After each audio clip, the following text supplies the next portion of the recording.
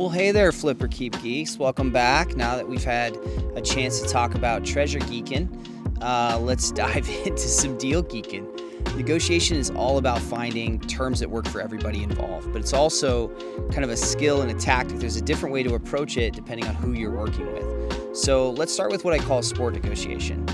This process is about keeping things light and strategic, but adding leverage to the conversation.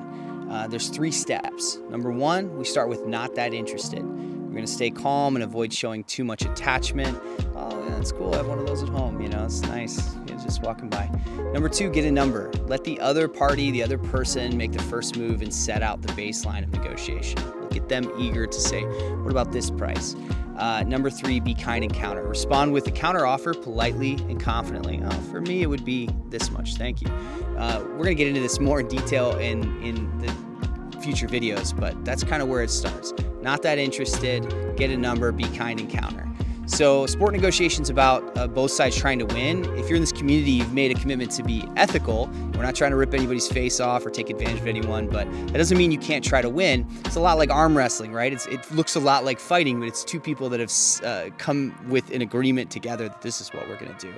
But next, let's talk about the dance, which is how I like to negotiate with friends and family.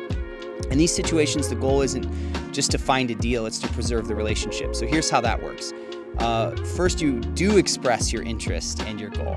You be upfront with the fact that you're interested and what you hope to achieve in the conversation around the deal.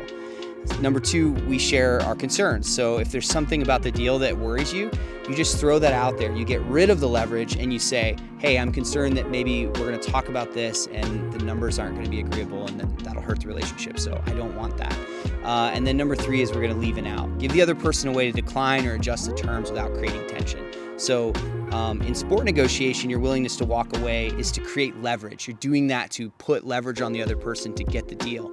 In the dance, your willingness to walk away is to maintain trust and respect. So you're trying to avoid applying leverage in that case. In either case, it's really important that you negotiate with a strong understanding of the situation. That means knowing the difference between the market value and your personal values, so that you don't get knocked over on something because you get really excited. We talked about that in the first video. And you want to have clarity on how much you're willing to pay, trade, or accept in the terms. Every negotiation has multiple parts of the terms. We would call this a deal. An agreement has multiple terms involved in that. Things like price, timing for the pickup, delivery, or payment, transport, logistics. The key is to recognize which terms are most important to you and which ones you're willing to trade away. You also want to know the same thing about the person you're talking to, because if you can give up your least important term in exchange for your most important one, that's where you win. If you can say, hey, I'll pay a little bit more if you can bring it to me, or hey, if you knock that price down a bit, I'll take that delivery off your hands. That's how you win and find advantage there. So to recap, you use sport negotiation, stay calm, strategic, competitive. That's when you want to win and build leverage. Use the dance when you're prioritizing relationships with your friends, your family, and maybe folks like coworkers where it's not your main relationship or partners within the business. Next, always go in knowing the difference between market value and your personal value. And finally, focus on trading the least important term for the most important one within the deal.